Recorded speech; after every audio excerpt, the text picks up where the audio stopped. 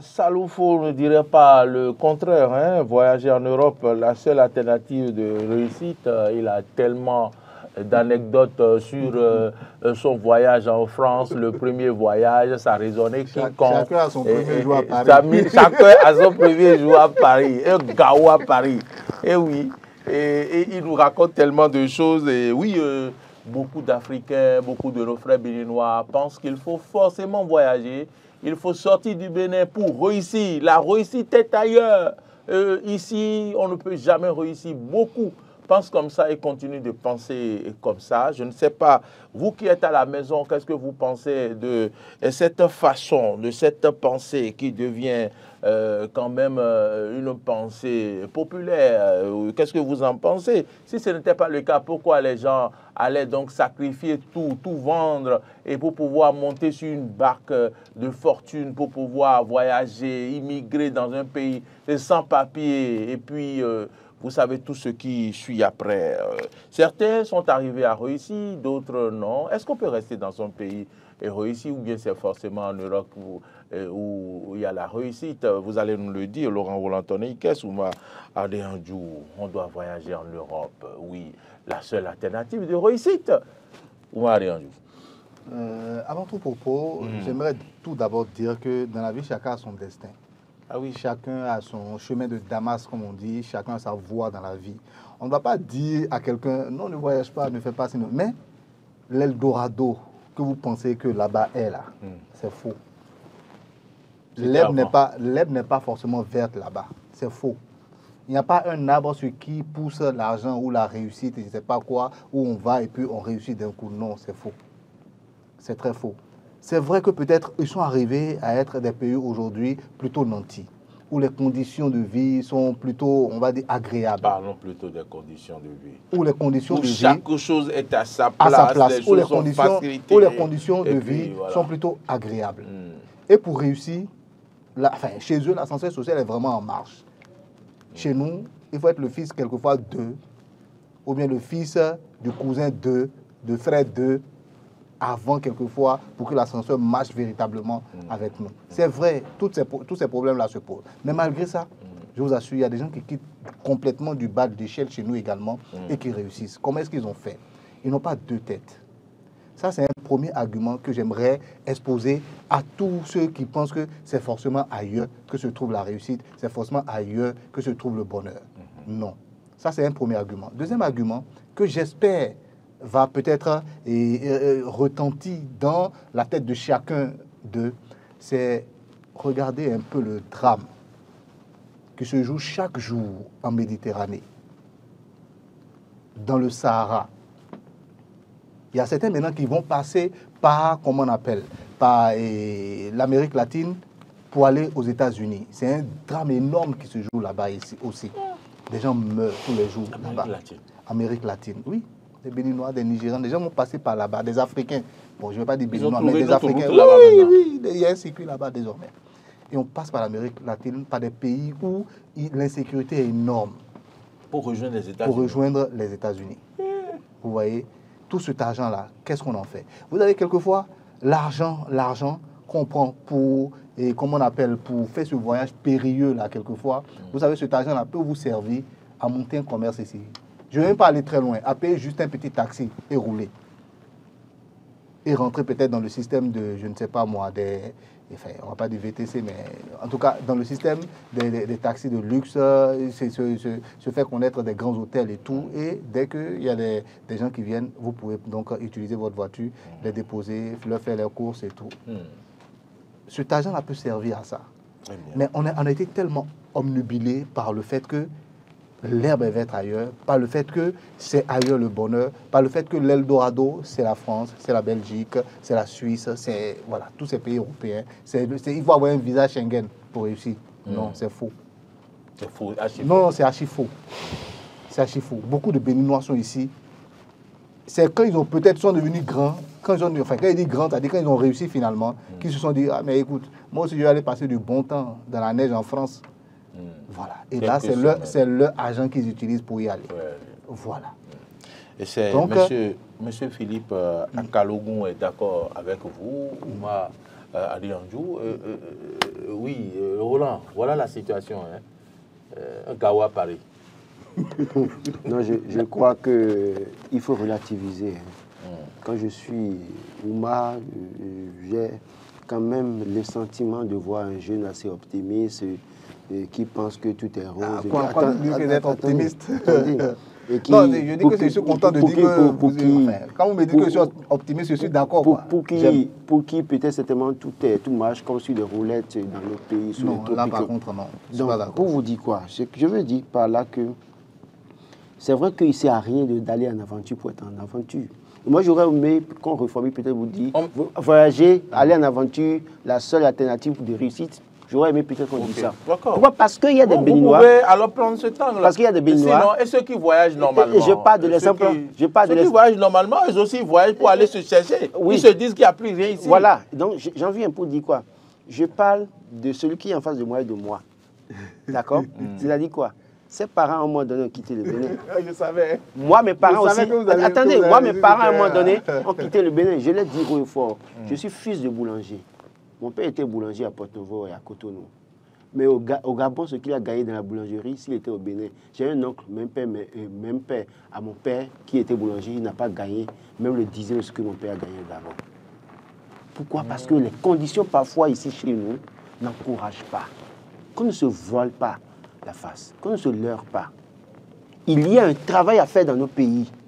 Et c'est d'abord, ça concerne d'abord nos gouvernants.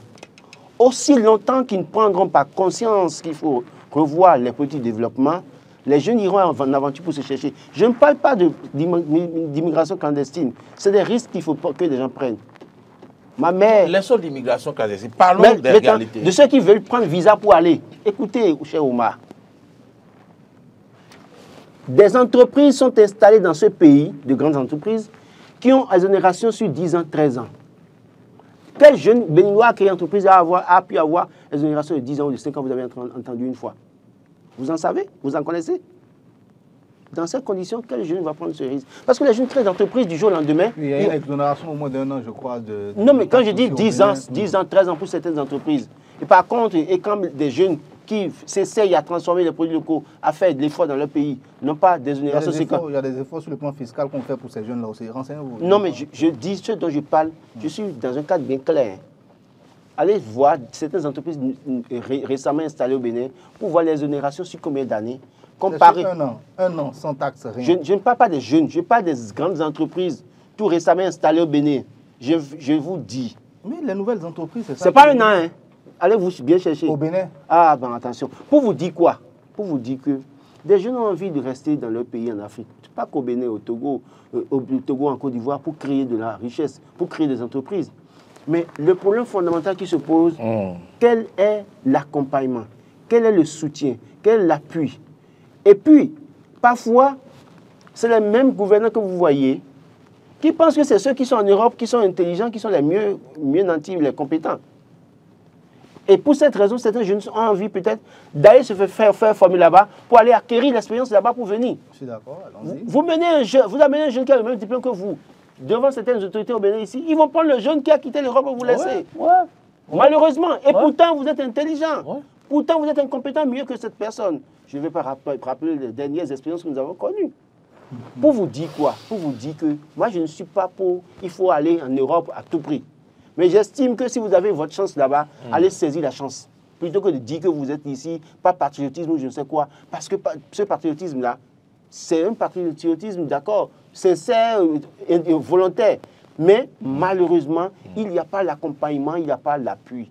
Et écoutez, prenez, vous parlez de créer, acheter voiture pour conduire taxi. Ça fait combien d'années on demande qu'il faut subventionner le carburant à la pompe? Qui a répondu? Les taximens, moi quand il m'arrive chaque fois de prendre un taxi pour aller chez moi à Lada ou aller à Boïkon, je pose des questions au chauffeur. Mais quand mon client dit, est-ce qu'il y a des clients maintenant ça? Il vous dit, allez sur la gare routière de Boïkon. Regardez le nombre de véhicules qui attendent leur tour.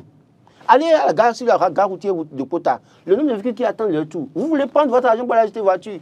pour attendre du matin jusqu'au soir. Et c'est le lendemain que vous avez votre tour. Ça existe. Ce que je dis là, c'est pas, je n'invente rien. Je vais donner l'exemple le plus compliqué. Oui. Moi, il a donné un exemple Non, très non, facile. non, mais on peut non. se rapprocher des hôtels, des grands hôtels. Quel hôtel? Voilà. Donc, Quel ça hôtel? existe, il y a des Quel hôtels hôtel? au Dans Bénin, quel il y a des hôtel? Quel hôtel? S'il y a des gozem qui marchent très bien au Bénin, enfin, je fais de la publicité. Un autre point aussi. S'il y a des Yango qui marchent très bien au Bénin, c'est-à-dire le système VTC qui marche très bien au Bénin aussi, c'est qu'on peut moderniser ce côté-là. Vous savez ce que vous dites? Laisse-moi finir. Finissez. À l'aéroport, il y a des gens qui gardent leur véhicule du matin jusqu'au soir. Les Béninois qui sortent, descendent de l'avion, ont du mal à prendre ces trucs-là. Ils sont prêts à mettre leur valise devant le Zimia et continuer. D'accord? Les Nyango où je parlais, ou du Gozim dont vous parlez là, c'est aussi autre réalité. Hein. Ceux qui conduisent là, prenez les Gozim, posez la question aux conducteurs qui ont leur voiture. Moi, je prends tout le temps. Mais posez la question. Il n'y en a pas mieux. C'est maintenant que parce qu'il y a Yango, il y a une concurrence au niveau de certaines sociétés qui ont des voitures de location là. Parce qu'avant, on leur prélevait peut-être 20%, au lieu de leur prélever 10%. Quand les Yango s'est annoncé automatiquement, d'autres ont commencé par faire de publicité, ont diminué les pourcentages qu'ils prennent sur ce que gagnent les chauffeurs.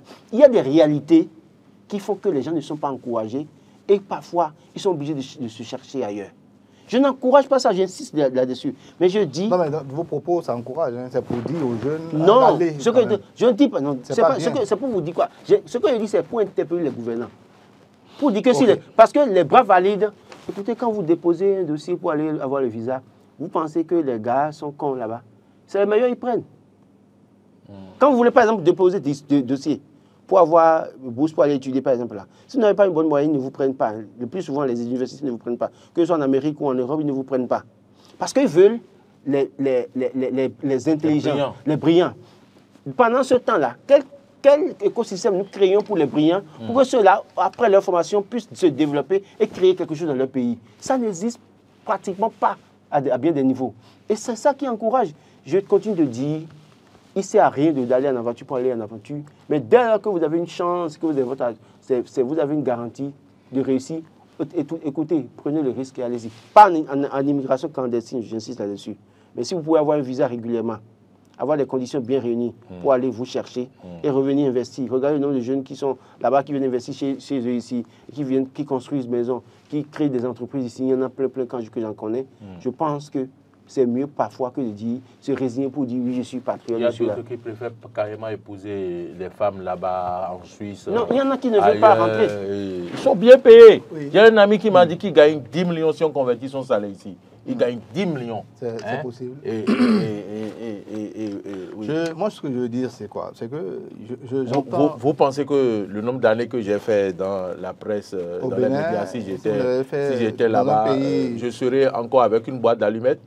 Qu'est-ce que vous appelez? Vous parlez de votre petite voiture. Vous serez encore en train de prendre Cloboto? Non, mais vous, au moins, vous avez Cloboto. Je connais votre voiture. Il y en a qui n'ont pas Cloboto. Voilà, et ceux qui n'en ont pas, ils vont dire quoi? de voiture. Voilà. Enfin, déjà, moi, je vais vous dire quelque chose. Je comprends parfaitement. Mais Laurent, si vous me permettez, moi, je vais faire un témoignage. Vous avez été au Canada? Oui, je vais faire ce témoignage-là. Voilà. Et je pense quand même que, sincèrement, Laurent, il y a beaucoup jusqu'à aujourd'hui qui me demandent, Maurice, mais pourquoi vous êtes rentré? Oui. Ceux qui sont allés faire la formation avec moi, beaucoup sont restés. 80% sont repartis. Moi-même, j'ai pris tous les attachements qu'il fallait pour repartir. Mais quand j'étais là-bas, je me disais, sincèrement, je vais vous le dire aujourd'hui, je me disais, si tout le monde partait, qui allait construire le Bénin? J'ai envie de vous dire que Dieu vous bénisse. Parce que je ne sais pas, vous parlez dans mon discours. Moi aussi, j'ai un petit témoignage. Vous finissez le vôtre si vous voulez. Laurent, sincèrement, je suis franc avec vous. C'est l'esprit là. Je vous rappelle, je vous ai dit, j'ai été sélectionné pour le même programme en 2010. Et moi, j'ai refusé de partir. C'est au moment où je devais aller prendre le visa que j'ai refusé de partir. Et en 2015, 2014-2015, j'ai un professeur qui m'a gardé au collège. J'étais son meilleur élève en anglais. Il m'a inscrit dans l'université en Amérique, aux États-Unis. Et à la dernière minute, j'ai dit non, que j'attends d'abord. Il s'est fâché jusqu'aujourd'hui, il ne me parle plus. Mais pour vous dire quoi? C'est-à-dire que c'est des risques que nous avons pris à un moment. On a pris des risques. Aujourd'hui, mais est-ce que nous avons eu le résultat? C'est pas venir s'asseoir sur une plateau de télévision où les gens disent tu parles bien, quel est le problème? Le problème, c'est de payer son loyer à temps et de pouvoir construire un avenir pour ses enfants. Et c'est pour ça que j'interpelle le gouvernement pour dire que créez-nous l'écosystème pour que les jeunes n'aient pas envie de partir. Aussi longtemps qu'ils ne vont pas créer ça, les gens vont partir. Écoutez, moi, je vais partir. Je vous le dis. Refort pour dire, si je trouve une occasion et que j'ai des garanties, je vais partir. Pourquoi? Parce que je dis, quand je le fais, Vous savez, les jours où vous parlez bien de certains courants, on vous applaudit. Le jour où vous parlez mal, ils vous critiquent. Et ils sont prêts à vous jeter la pierre. Ils sont prêts à vous, quand vous les saluez, ils ne vont pas vous répondre. Il y en a plein que je connais comme ça aujourd'hui. Par contre, dans d'autres pays, ce n'est pas ça. On vous respecte pour votre opinion, pour votre position, pour vous dire que c'est notre environnement qui fait que parfois les gens ont envie de partir. Et ils n'ont pas totalement tort. Et, voilà. et l'autre chose, pour finir, l'autre chose, Laurent, est que ailleurs, on vous reconnaît à juste titre vos valeurs. Vos compétences. Votre compétence. Moi, des gens qui ne me connaissaient pas, juste ils ont entendu mon nom, ils sont venus me féliciter. Ils m'ont donné des cadeaux. Ah, c'est l'Africain Mori, on a entendu parler de vous, vous êtes bon. Ils sont venus me féliciter. Et quand je rentrais, je revenais au Bénin. Si j'ai coulé des larmes, c'est pour ça. Parce que quand vous êtes une valeur, vous venez dans votre pays, on ne vous reconnaît pas. Comme l'a dit, quelqu'un a chanté là, même si tu conduis avion dans les... Serrolan. C'est écouter la chanson de Serrolan là, vous allez comprendre tout. Quelqu'un est en ligne, bonjour. Bonjour, monsieur Ladiaou. Monsieur Ladiaou, plaisir. Un grand plaisir de vous recevoir. Oui. Bonjour tout le monde. Bonjour monsieur Roland, bonjour monsieur Agua, bonjour monsieur Oumar Adéandou. Adéandou. Oui, c'est lui. Vous savez, vous êtes là? Oui, ça va. D'accord, allez-y, allez-y. Bon, je voulais juste intervenir. Oui, allez-y. Ce que je voulais dire, monsieur Agua est témoin. Oui, oui. Ce que je dis là, monsieur Agua là, il est témoin. Oui. Nous, on a eu la chance d'aller en Europe par nos parents. On a compris que c'est un club. C'est des clubs, les amis. Les pauvres réussissent toujours. Quand vous voulez, ce que je dis là, quand vous prenez les fils des ministres et nous, les fils des pauvres, des paysans là, à l'école, nous réussissons toujours. Mais les enfants qui ont la facilité, qui ont tout à leur disposition, ils ne réussissent jamais. Et qu'est-ce qui se passe? Mon papa a lutté pour ça dans cette vie. Quand il était au gouvernement, on attribue les bourses là, les secours, aux enfants des ministres. Les pauvres n'ont pas droit. Les enfants nulle part là n'ont pas droit. Mon témoignage va dans ce sens-là. Dans ces conditions, comme on dit là, moi je me rappelle, j'ai participé aussi à un projet ici où on a parlé du manioc. Où il faut recenser les cadets, les champs, les cadets, les trucs que les cadets, les tout ça là qu'il faut recenser, qu'on est prêt à distribuer aux jeunes. On a fait toutes les démarches dans ce pays, rien. On a vu les enfants de, comment il s'appelle là, et un préfet du... N'appelez pas de nom s'il vous plaît. Pardon? N'appelez pas de nom, allez-y, allez-y. Ok. Ceux-là, ils ont déposé les dossiers. Nous, on a commencé nos courses avant. Ces enfants ont déposé les dossiers rapidement. On les a attribués, les terrains, pour aller, mais ils n'ont rien fait. Avec les moyens qu'on a mis à leur disposition, ils n'ont rien fait. Eux tous, ils sont retrouvés en Europe aujourd'hui. Ils sont rentrés produits. Les amis, c'est un club pour vous dire que dans cette vie-là, chacun a une chance, comme dit monsieur Adéandou et monsieur Laurent, que la vie-là, ce club-là, ce truc-là, c'est une organisation bien structurée pour faire avancer l'heure. C'est tous les amis. Ne nous n'aurons pas. Merci pour votre compréhension. Si vous avez votre chance. Merci, monsieur Ladiaou. Le temps avance très vite. Je vais quelque chose très rapidement. J'ai dit tout à l'heure que chacun a son chemin de damassement. Mon chemin de ma voie dans la vie a été quelquefois parsemé de grandes difficultés, de grandes épreuves. Il y a quelqu'un encore en ligne. Ah, il y a quelqu'un en ligne encore? Allô? C'est pour signaler parce que là, sinon... Voilà, je vais vous dire. Il y a quelqu'un en ligne. Allô, soyez bref, parce que le temps est là, sinon on va nous couper l'antenne. Allô, bonjour. Bonjour. Bonjour, monsieur. Oui, bonjour, merci de vous présenter. Allô? Oui, merci de vous présenter et diminuer le volume de votre poste télévisé, s'il vous plaît. Monsieur Azimadi Francis, depuis Cotonou. Ah oui, monsieur Azimadi, allez-y. Azimadi. Avimadji, allez-y. Oui, allez-y. On vous entend parfaitement. Salut le plateau. Oui, on vous répond. Allez-y pour votre préoccupation. Vraiment. Et je vous disais, en deuxième année, très tôt, moi, je voulais être journaliste scientifique. Il y avait un monsieur qui s'appelle Nicolas Hulot, que j'aimais beaucoup, qui faisait une émission sur TF1 qu'on appelait Ushuaïa. Et en Côte d'Ivoire, je regardais beaucoup cette émission, il me faisait vraiment rêver. Et donc, quand je suis venu au Bénin, je me suis inscrit en chimie, biologie et géologie. En deuxième année, j'étais le premier à l'écrit, à la session de juin. Et à l'écrit, après les oraux, après oraux et pratique, j'étais devenu, je crois, deuxième ou troisième. Et le monsieur qui copie, le monsieur qui doit afficher les notes, il dit qu'il a fait un copier-coller et qu'il a mal copié les choses. Je me suis retrouvé 11e, 12e. Et c'est devenu une grosse polémique. Et tous les premiers, nous qui étions premiers, on n'était plus là. Alors que les premiers, chaque année, on les envoie au Sénégal pour une formation vétérinaire. D'accord. C'est une histoire authentique. Je m'appelle Oumar Adé un jour, allez vérifier mes résultats. Et ce monsieur, aujourd'hui, il est vivant, hein, je ne sais pas s'il enseigne toujours.